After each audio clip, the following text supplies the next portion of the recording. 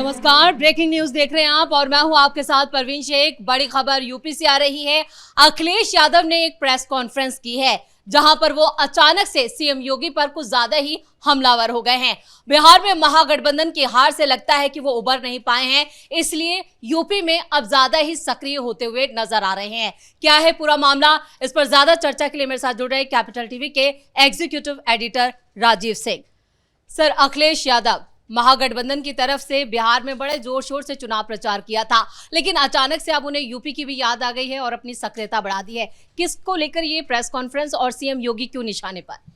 22 सीटों पर प्रचार किया था और उसमें से 20 सीटें हार गए थे जी। मधुबनी की 20 भी जीते और सिवान से रघुनाथपुर से जो उसामा साहबुद्दीन के बेटे थे वो जीते।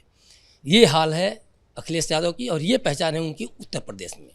सोच तो रहे थे कि हमारी यादवों के बीच में, मुसलमानों के बीच में इतनी ज़्यादा पकड़ है कि हम बिहार जाएं या जापान चले जाएं, हर जगह हमें यादव और मुस्लिम पहचाने जाएंगे। और इसीलिए वो बनारस में अब हमला बोलने लगे। बनारस उनको पता है कि पीएम पे हमला होगा सीधे सीधे, तो कह रहे हैं व्यापारियों को लेके, दाल मंडी व्यापारियों को लेके फेवर में कि रास्ते वगैरह सब चौड़ीकरण ना करो। देखिए, इनका एक ही शगल है, ना इनको सांस्कृतिक पहचान से कोई वास्ता है, न बनारस से कोई लेना देना है, और ना ही ये सच में विकास का कोई ऐसा मॉडल स्थापित करना चाहते हैं या किए कभी। अगर ऐसा होता तो 17 और 22 में हार नहीं चुके होते। आप देखिए, पूरा नज़र एक तरफ देखा जाए तो यूपी चुनाव पे इनका है और हर एक एक्टिविटी पीएम मोदी और सीएम योगी पर टिकी होगी, ये तय मानिए। जिस तरह दाल मंडी व्यापारियों को लेकर फेवर करते दिखे, फेवर या नहीं है, चौड़ीकरण का विरोध ये क्या है? ये भाजपा के विकास मॉडल का विरोध है। उनको ये पता है जितना ज़्यादा भाजपा का विकास 2027 तक और बढ़ता जाएगा तो पूरा उत्तर प्रदेश नए चेहरे, नए क्लेवर में सामने आएगा और वो कहीं ना कहीं उतनी ही बड़ी हार अखिलेश यादव की लिख चुका होगा, पहली बात। दूसरी बात, जिस सांस्कृतिक धरोहर की बात कर रहे हैं दाल मंडी व्यापारियों के माध्यम से, चाहे दाल मंडी के माध्यम से, कि सांस्कृतिक धरोहर है, इसको नहीं छेड़ा जाना चाहिए, तो बताएंगे कि यूपी बनारस में जो काशी विश्वनाथ कॉरिडोर की बात है, इन्होंने क्यों पहले नहीं कर लिया, क्यों पीएम मोदी को करना पड़ा? आप बनारस की गलियों में हम लोग पले बड़े हैं, हमने देखा है कैसे पतली पतली गलियां, लंका की बात करें, दुर्गा कुंड की बात करें, संकट मोचन की बात, पूरा का पूरा एकदम जाम से भरा रहता था। आज देखिए, बनारस क्योटो से कम नहीं है। आप देखिए, सीधे सीधे आप लंदन की बात करें, न्यूयॉर्क की बात करें, तो आपका जो शहर था, आप उसकी तुलनात्मक बात करें। लेकिन जब भी देखिए, बीजेपी की तरफ से जब भी विकास योजनाओं का शिलान्यास होता है या विकास कार्य जितने भी होते हैं, उस पर हमेशा विपक्ष जो है सवाल खड़े करता है। इतना दर्द अब अखिलेश यादव के पेट में क्यों हो रहा है? क्यों नहीं होगा? क्योंकि उन्होंने काम किया नहीं। तो जब वहाँ काम होता है तो साफ साफ दिखता है कि यार ये तो पूरा बदल गया। आप बनारस में एयरपोर्ट से लेके आप वहाँ जितने भी हाईवे एक्सप्रेसवे उनका हाल देखेंगे, हम लोग तो गुजरते हैं वहाँ से, मतलब बनारस सच में बदल गया है। 24 घंटे लाइट, शिक्षा व्यवस्था, स्कूल, एवरीथिंग बहुत ही शानदार। दूसरी बात, जिस सांस्कृतिक धरोहर की मैं बात कर रहा था अभी, उन्होंने वहाँ क्या किया, लखनऊ में क्या किया, वहाँ अभी भी देखा जाए जिस तरह से योगी आदित्यनाथ को हिंदुत्ववाद के चेहरे से कनेक्ट करके बदनाम किया जाता है, अभी भी देखा जाए। लेकिन तो अखिलेश यादव ये कह रहे हैं कि रोजगार छीना जा रहा है, बेरोजगारी पहले ही है देश में और अब उन जो रोजगार है वो रोजगार भी बीजेपी छीनने का काम कर रही है। आपको बता दूं कि दिल्ली देश की एक तरह से कहा जाए, भले ही राजधानी वो देखा जाए के तौर पे, तो वहाँ जो निवेश है वहाँ से भी ज़्यादा निवेश आता है उत्तर प्रदेश में। सोचिए, राजधानी है फिर भी, पहली बात। दूसरी बात, जिन व्यापारियों की वो कह रहे हैं कि हम तरफदारी कर रहे हैं या उनकी राजनीति कर रहे हैं, 26% वहाँ व्यापारी हैं बनारस में। और सबसे बड़ी बात बता दूं, ये वो व्यापारी हैं जिनको 99% जो प्रधानों से, जो संवैधानिक प्रधान है उससे योगी आदित्यनाथ ने जो जेल जाने प्रधान था उससे छुड़ा लिया है। और अब उन व्यापारियों को पैसे रुपए के तौर पे जो कहा जाए आर्थिक दंड दिया जाएगा, या फिर प्रशासनिक जो कार्रवाइयाँ होंगी वो होंगी। जेल जाने से योगी आदित्यनाथ ने बचा लिया। दूसरी बात कि लगभग 80% जो विदेश व्यापार हुआ है पिछले कुछ सालों के अंदर ही उछाल आया है। और ये कहते हैं कि व्यापारियों की राजनीति करते हैं। चौड़ीकरण होगी सड़कें तो गाड़ियों की आवाजाही सुगम होगी, जो माल ढुलाई होगी वो सुगम होगी, इसमें बुराई क्या है? लेकिन वे सांस्कृतिक धरोहर से कनेक्ट करके उन दाल मंडी के व्यापारियों को भड़का रहे हैं, कुछ चंद व्यापारियों की, जबकि अधिकांश व्यापारी देखा जाए तो अखिलेश यादव को वहाँ से खदेड़ चुके हैं। अखिलेश यादव 17 में हार रहे हैं चुनाव, 22 में हार रहे हैं चुनाव, तो इन 26% व्यापारियों के चलते हार रहे हैं। इन्होंने इनको कहीं कहीं वहाँ से भगाया है, खदेड़ा, तब हार रहे हैं।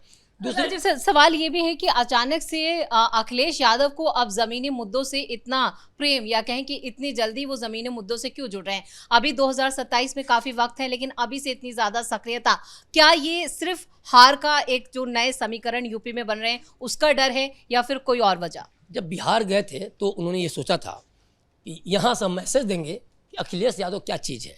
उल्टा पड़ गया, वहाँ से मैसेज कुछ और आ गया कि अखिलेश यादव कोई चीज़ नहीं है।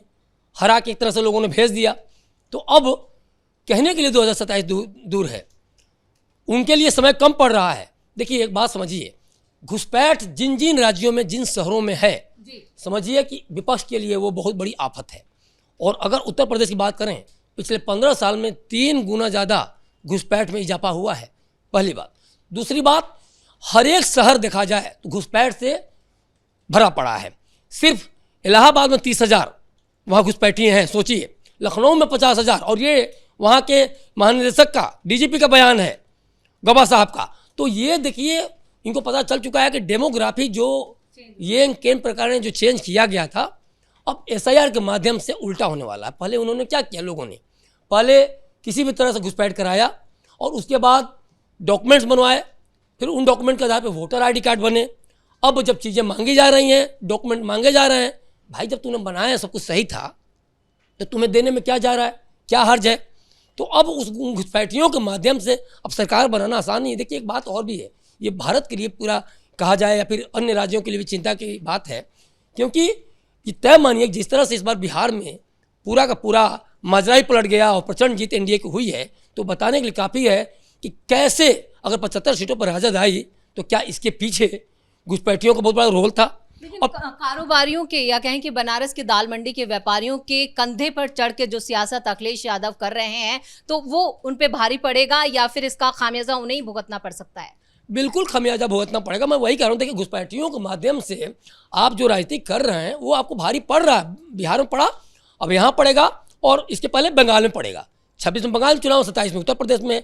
तो ये सबको, इसीलिए ममता बनर्जी भी वहाँ भी फर रही हैं और अखिलेश यादव यहाँ भी फर रहे हैं। इनको पता चल चुका है कि ये बुरी हार हारने वाले हैं, और इन लोगों को ये भी पता है कि अब तक जो सीटें आ रही थी, भले ही वो सत्ता से बाहर कर दिए जा रहे थे, क्योंकि घुसपैठ या घुसपैठिए सरकार नहीं बना सकते हैं। सीटें बढ़ा सकते हैं, कुछ विधायकों को जिता सकते हैं, या थोड़े बहुत असर डाल सकते हैं, लेकिन सरकार बना देंगे ऐसा नहीं है। सरकार तो उत्तर प्रदेश की जनता बनाएगी, सरकार तो बिहार की जनता बनाएगी।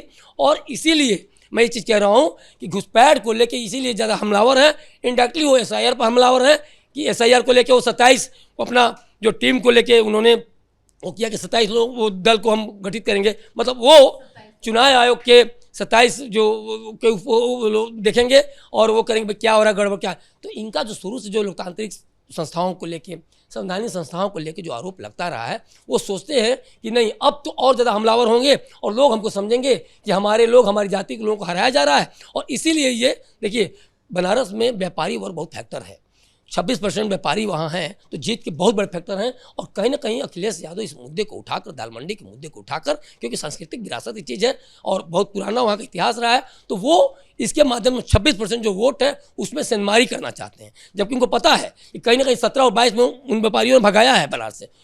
रही बात क्योटो की, तो क्योटो की जो बात आप करके पीएम मोदी पर हमला कर रहे हैं।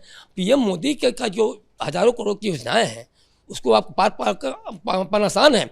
लगभग 38 से 44 करोड़ की योजनाएं हैं, और उसको जिस तरह से डेवलप उन्होंने अंजाम दिया है, तो वो अखिलेश यादव के बस की बात नहीं है। और इसीलिए अखिलेश यादव पर पूरा का पूरा ये भारी पड़ रहा है। तो चाहे क्योटो के बहाने वो मोदी जी को काउंटर कर रहे हो, चाहे योगी जी को दाल मंडी की व्यापारियों के माध्यम से घेर रहे हो, लेकिन इनको न बनारस से मतलब है, न यहाँ आपको दाल मंडी के व्यापारियों से मतलब है, न सांस्कृतिक धरोहर से मतलब है, और न ही विकास योजनाओं से मतलब है।